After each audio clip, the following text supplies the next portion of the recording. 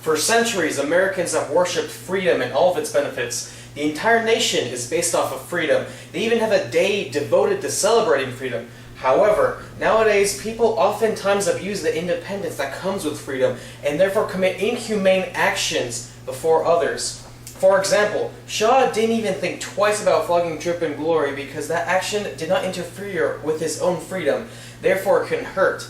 He then realized just how morally wrong he was once he got off his high horse and became more humble towards Negroes and other men alike.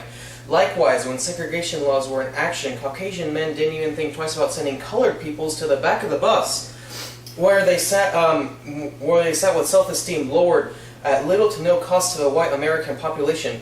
How tremendously arrogant does one have to be to gesture that as long as if I'm at the top, it doesn't matter how I treat others or how I remain at the top.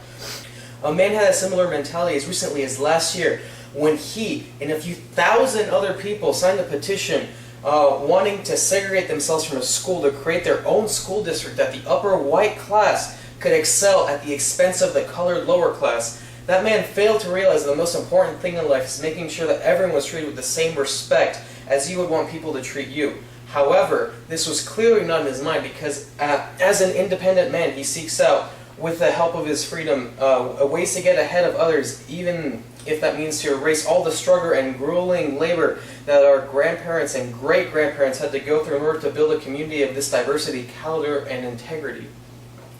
Now imagine a nation that shares in both happy moments and the sad ones, but as a unit and not as a divide. Almost half of bullying on a national level is based on race. That could go away. The reports of biased judges due to race wouldn't even have happened. The hatred in many race-based gangs would be resolved. Although many people believe such a nation is impossible to reach, one must act on their independence to serve their family whom they belong to, is what they say.